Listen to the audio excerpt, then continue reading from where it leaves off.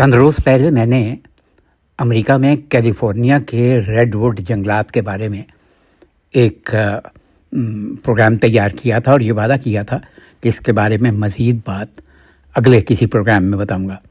دراصل فوراً ہی کچھ اتنے موضوعات جمع ہو جاتے ہیں کہ پچھلے موضوعات کو آگے کیری کرنا مشکل ہو جاتا ہے، لیکن میں کوشش کرتا ہوں کہ ان کا ایک تسلسل قائم رہے۔ بہرحال آئیے موضوع کی طرف۔ میں نے آپ کو بتایا تھا کہ کیلیفورنیا کے ریڈ ووڈ جنگلات دنیا کے نہایت دلکش، پرشکو اور قدیم ترین جنگلات میں شمار ہوتے ہیں۔ اب آئیے ذرا ایک نظر ڈالتے ہیں ان ریڈ ووڈ جنگلات کے ان سرخ رنگ کے درختوں پر۔ اچھا، ان کی اونچائی آپ سن کے حیران ہو جائیں گے کہ بعض درخت 350 فٹ تقریباً 107 میٹر تک بلند ہوتی ہیں، یعنی ایک یوں سمجھیے کہ 30 منزل کا بڑا ٹاور یا بلڈنگ جو ہے اس کے برابر۔ اچھا، ان کی عمر یہ بتائی جاتی ہے کہ یہ درخت 2000 سال تک زندہ رہ سکتے ہیں، 2000 سال تک۔ ان کا ڈایا میٹر، ایک درخت کا تنا اکثر 20 فٹ یعنی 6 میٹر تک بھی موٹا ہوتا ہے۔ اسے ماحول چاہیے ہوتا ہے ساحلی نمی، بادلوں کی دھند، نرم بارش، جو اس کی نشو و نما میں ایک بہت اہم کردار ادا کرتے ہیں۔ ریڈ ووڈ درخت اپنی جڑوں کے علاوہ فضا سے بھی نمی جذب کرنے کی صلاحیت رکھتے ہیں۔ یہی وجہ ہے کہ ساحل کے قریب کی دھند ان کی زندگی کا ایک بنیادی ذریعہ ہے، یعنی یہ دھند ان کے لیے سانس کا کام کرتی ہے۔ جب بارش کم ہوتی ہے تو یہی دھند یعنی فوگ درختوں کی سوئی نما پتیوں پر آ کر قطروں میں تبدیل ہوتی ہے، اور اس نمی کو درخت خود بھی پیتے ہیں اور نیچے زمین تک پہنچا کر پورے جنگلات کو نم رکھتے ہیں۔ آپ قدرت کا نظام دیکھیے کیسا ہے۔ یہ درخت کاربن ڈائی آکسائڈ کو بڑی مقدار میں جذب کرتے ہیں۔ فضائی آلودگی کم کرنے میں دنیا کے سب سے مؤثر جنگلات میں شامل ہیں۔ بے شمار جنگلی حیات کے لیے گھر اور پناہ گاہیں ہیں۔ زمین کے قدیم ترین ایکو سسٹمز میں ان کا بہت بڑا حصہ ہے۔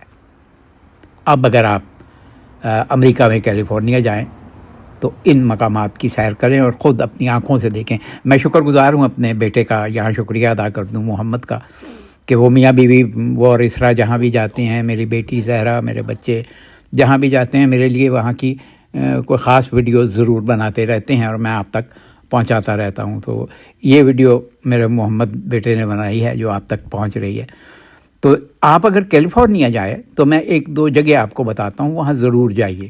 کھانا پینا اپنی جگہ پر ہے، لیکن قدرت اور فطرت کو بھی دیکھا کیجیے کہ قدرت اور فطرت نے ہمارے گرد ایک محفوظ حصار قائم کیا ہوا ہے۔ کیلیفورنیا میں ایک بہت مشہور پارک ہے، اسٹیٹ پارک ہے، اسے کہتے ہیں redwood national and state park. اسے ضرور دیکھیے۔ Humboldt redwood state park, یہ بھی ایک دیکھنے کی جگہ ہے۔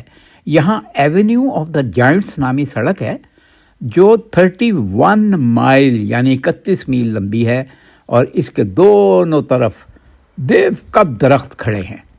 اس کے علاوہ اور بہت سی جگہ ہیں جہاں آپ دیکھ سکتے ہیں، اور خاص طور پہ ان ریڈ ووڈ جنگلات کو۔